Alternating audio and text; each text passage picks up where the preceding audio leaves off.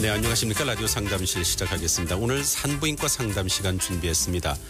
산부인과 상담 받으실 분 292국에 7708번, 7709번, 7710번, 292국에 7700번으로 전화를 주시면 산부인과 상담 받을 수 있습니다. 10월은 유방암 예방의 달이라는 것 알고 계십니까? 우리나라에서 유방암 환자는 연간 16,000여 명 정도 새로 진단이 된다고 하는데요. 그런데 또 남성들에게서도 간혹 발병을 하긴 하지만은 여성의 발병률이 남성보다는 100배 정도 높다고 그럽니다. 특히 유방암에 걸리는 여성 가운데 40대에서 50대의 비율이 각각 40% 또 25%를 차지하는 만큼 이 중년층 여성의 관심 더 각별히 쏟아질 것 같습니다. 유방암은 초기에 발견하면 완출이 높은 편이기 때문에 꾸준한 정기 검진을 통해서 예방하는 것이 중요하겠죠. 자, 라디오 상담실 오늘 산부인과 상담 준비했습니다. 상담 전화는 292-7708, 7709, 7710, 7700번으로 전화를 주시면 되겠습니다. 잠시 후에 뵙겠습니다. 도로의 세대교체가 시작된다. 도로는 푸시풀은 삼성. 밀고 당기는 신개념 푸시풀 도로. 도로는 푸시풀은 삼성. 삼성이 만든 밀당 도로. 밀고 당기고 삼성 푸시풀 도로. 구입문의 1899-4141. 네, 라디오 상담실 오늘 상담을 위해서 맘스 여성병원 산부인과의 윤정섭 원장 나오셨습니다. 어서 오세요. 네, 안녕하세요. 처음 뵙겠습니다. 네, 반갑습니다. 10월이 이 유방암 예방의 달이라는 거 오늘 처음 알았습니다. 저도 이번 내일이 이제 노인의 날이로 그렇긴 합니다만은 이 유방암에 대해서 좀 설명을 해주시죠. 네, 10월에는 산부인과에 관한 이렇게 달이 많이 있습니다. 10월 10일은 우리가 임산부가 10개월 동안 배에 있지 않습니까? 그래서 10월 10일은 임산부의 날이고요. 또 10월은 유방암 예방의 달입니다. 네, 유방암이란 유방에 생긴 암세포로 이루어진 종괴, 즉 덩어리가 생기는 것이죠. 네. 유방암은 유방 안에만 머무는 양성종양과는 달리 유방 바깥으로 퍼지면서 생명을 위협할 수 있는 악성종양이고요. 일반적으로 유관이라고 불리는 젖줄과 유소엽이라고 불리는 젖샘의 상피세포에서 발생하는데요. 다른 암과 마찬가지로 조기에 치료하지 않아서 전신으로 퍼지게 되면 생명을 위협하는 심각한 상황까지 발생할 수 있으므로 지속적인 검진이 필요한 병입니다. 대체적으로 모든 병이 다 그 원인이 있겠습니다만은 이 유방암은 어떤 원인 때문에 발생되는 겁니까? 네, 유방암의 원인은 아직까지 정확하게 밝혀져 있지는 않습니다. 다만 많은 연구를 통해서 환경적인 요인과 유전적인 요인에 의해서 발생된다고 알려져 있는데요. 환경적인 요인으로는 에스트로겐이라는 여성 호르몬의 노출이 가장 중요하다고 알려져 있습니다. 또한 과도한 영양 및 지방 섭취, 비만 또한 문제가 되고 있고요. 전체 유방암 환자의 5에서 한 10% 정도는 가족성 유방암으로 유전적인 요인도 크게 작용하는 것으로 알려져 있습니다. 그 유전적인 요인도 또 작용을 하는군요. 환경적인 요인에는 에스트로겐에 이제 많이 노출이 된다거나 또 비만도 해당이 되고요. 네, 그렇습니다. 어떻습니까? 이 초산 연령이 이제 높아지는 것하고 또 저출산 등으로 인한 호르몬 이상 때문에 유방암이 이제 위험이 커진다고 그렇게 말씀을 하셨는데 좀 자세히 설명을 해주세요. 네, 앞서 말씀드린 바와 같이 유방암은 에스트로겐이라는 여성 호르몬과 관계가 있는데 이는 생리를 하는 기간이 길수록 에스트로겐에 대한 노출이 커져서 유방암의 위험성이 높아진다는 것이죠. 그래서 임신을 하거나 출산을 할 경우에는 생리를 하지 않기 때문에 에스트로겐에 대한 노출이 좀 적게 되고요.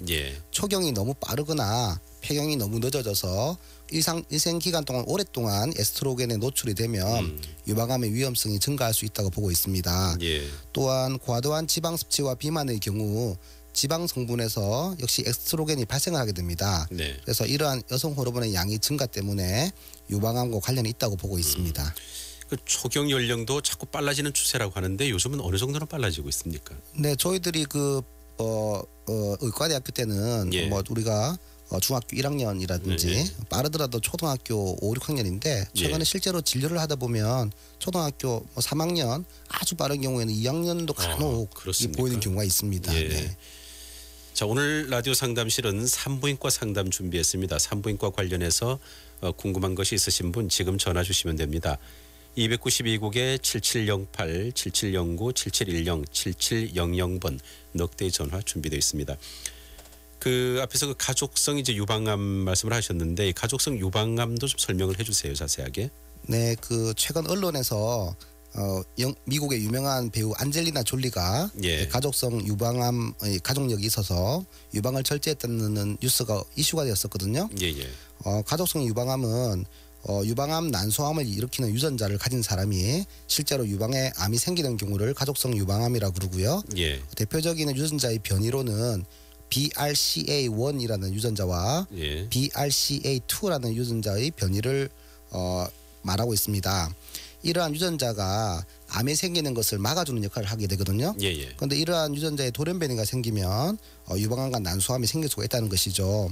현재까지 전 세계적인 연구 결과를 봤을 때 이러한 돌연변이 유전자를 가진 여성이 유방암에 걸릴 확률은 한 56%에서 87%, 예. 난소암은 27%에서 44%로 이른다고 보고되고 있습니다. 예. 그러니까 굉장히 높은 확률로 이렇게 유방암에 걸릴 확률이 있는 것이죠.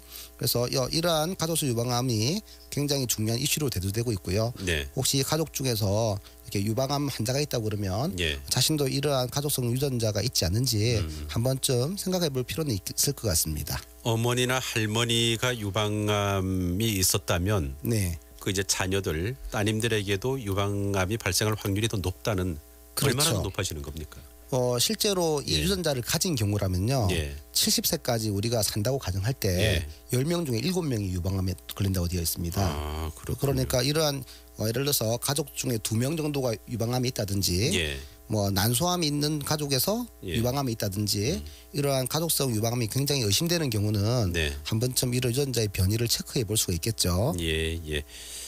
자, 지금 그 전화 상담을 원하시는 분이 계시는데요. 7708번 전화를 연결하겠습니다. 안녕하십니까?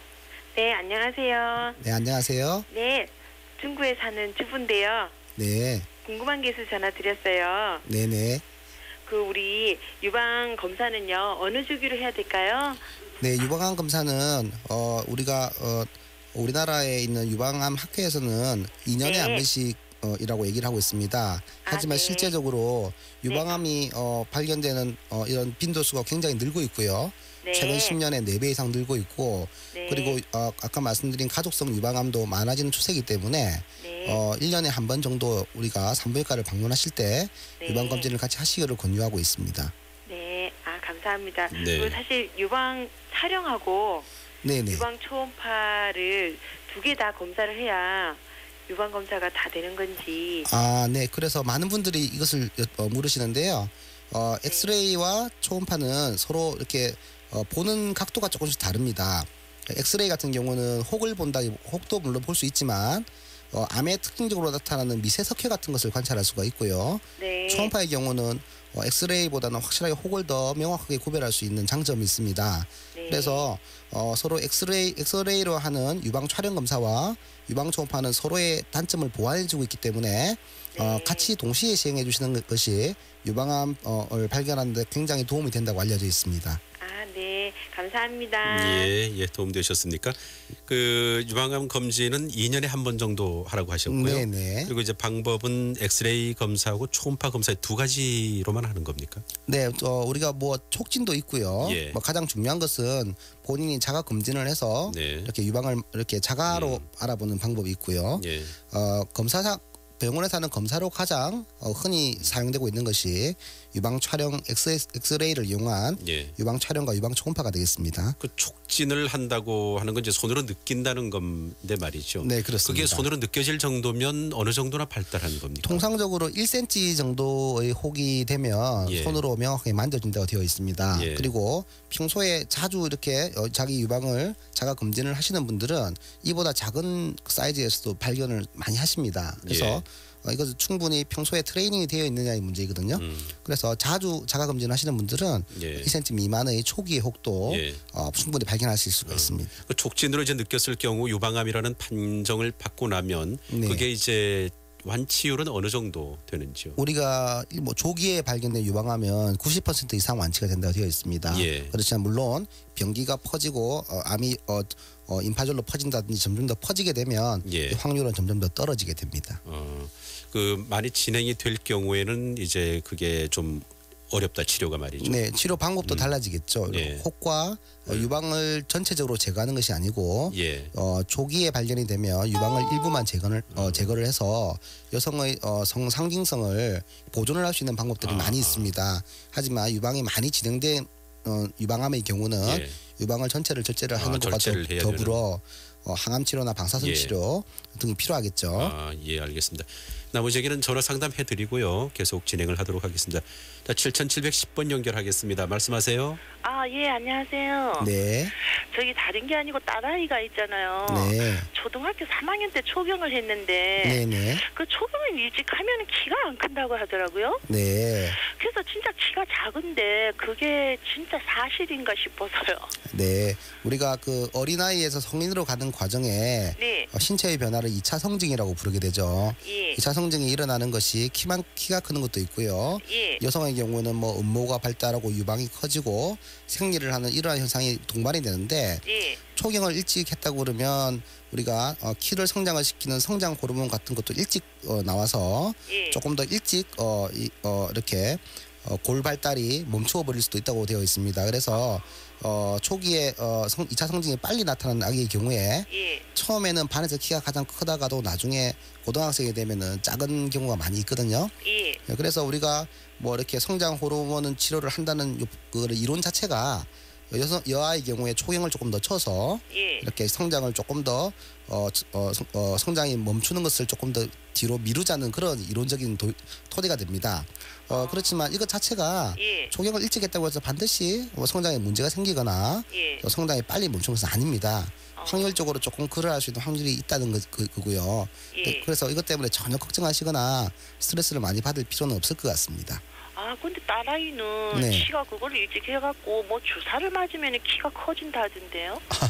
네, 그 성장 호르몬 주사도 있고 그다음에 여성 호르몬을 조절하는 주사도 있지만 예. 우리가 제 개인적인 생각으로는 예. 우리 신체의 2차 성징의 변화는 아주 자연스러운 현상이고요. 예. 이것을 외부적인 호르몬으로서 치료를 하는 것 자체는 예. 생체의 리듬과 생체의 호르몬에 변동을 주는 것이거든요. 네. 저는 자연스럽게 본인의 2차 성징에 따라서 나타나는 변화가 가장 좋다고 생각을 합니다. 아, 예, 알겠습니다. 예, 그러니까 뭐 너무 걱정하지 마시고 좀 지켜보셔야 될 것 같고 초경을 일찍 시작한다고 해서 성장이 빨리 안 된다, 늦어진다 그런 건 아닌 것 같고요. 네, 일단 뭐 키가 작을까 봐 걱정하시는 거죠. 뭐 예. 전혀 문제가 있다는 건 아니고요. 그렇지만 초경을 했다고 해서 반드시 키가 적은 것은 아닙니다. 네. 그래서 벌써부터 걱정하실 필요는 없을 것 같아요. 그래요.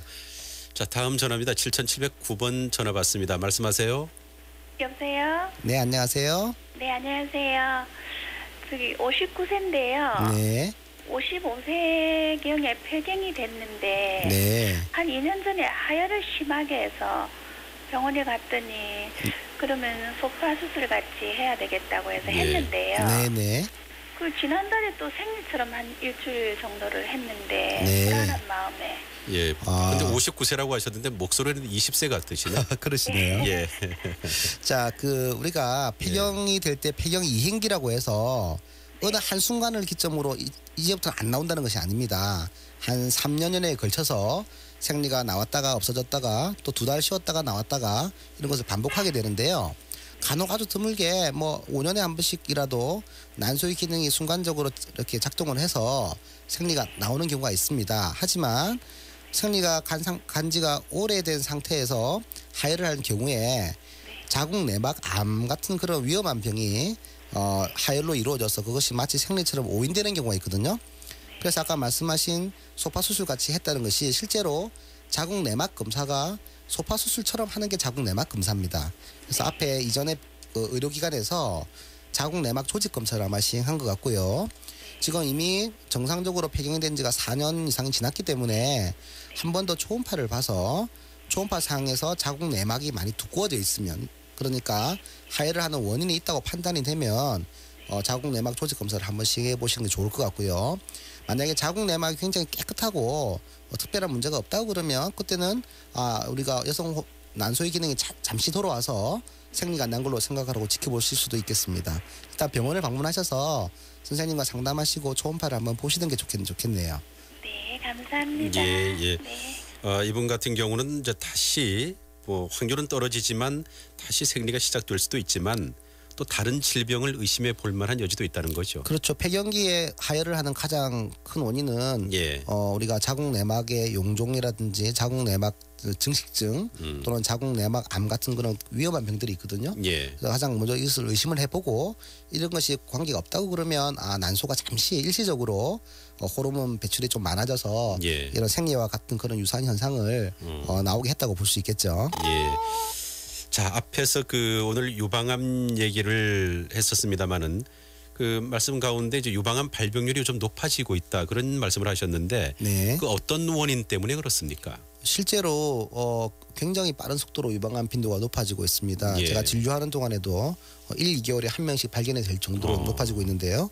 그 이유는 최근에 식생활 패턴이 서구화가 되고 예. 또는 불규칙한 생활 또는 업무에 의한 스트레스 예. 그리고 비만이 늘어남에 따라서 어떤 호르몬의 불균형과 아까 말씀드린 에스트로겐이라는 호르몬의 노출이 많아지는 것이라고 볼 수 있겠고요. 예. 또한 여성의 사회 활동이 증가하면서 출산율과 모유 수유 경험이 기간이 감소하게 되겠죠. 예, 예. 이러한 것들도 여성 호르몬에 대한 노출로 인한 유방암의 위험이 높아지는 것으로 판단이 됩니다. 예. 그래서 조기 발견될 경우에 완치율이 높고 아까 말씀드린 대로 치료 방법이 굉장히 발달되어 있기 때문에 예. 정기 검진을 게을리 하지 않는 것이 좋겠습니다. 이 식생활과 스트레스는 뭐 모든 병의 그 참 원인이라고 할 수도 있겠네요. 식생활의 변화 같은 네, 거 그렇습니다. 흔히 알려져 예. 있는 이제 성인 질환이죠. 물론 흡연과 음주도 포함이 되지만 예. 운동 부족 그리고 그 스트레스 비만 같은 경우는 굳이 유방암뿐만 아니라 다른 예. 병에도 아주 중요한 발병 요인으로 작용하고 있습니다. 예.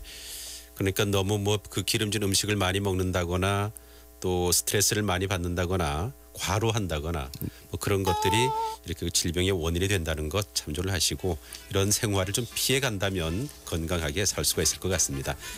자, 오늘 산부인과 상담 위해서 그 맘스 여성병원의 산부인과 윤정섭 원장께서 수고를 하셨습니다. 고맙습니다. 네, 감사합니다. 네. 자, 내일 이 시간에는 통증 클리닉 상담으로 인사를 드리겠습니다. 내일 다시 뵙겠습니다. 고맙습니다.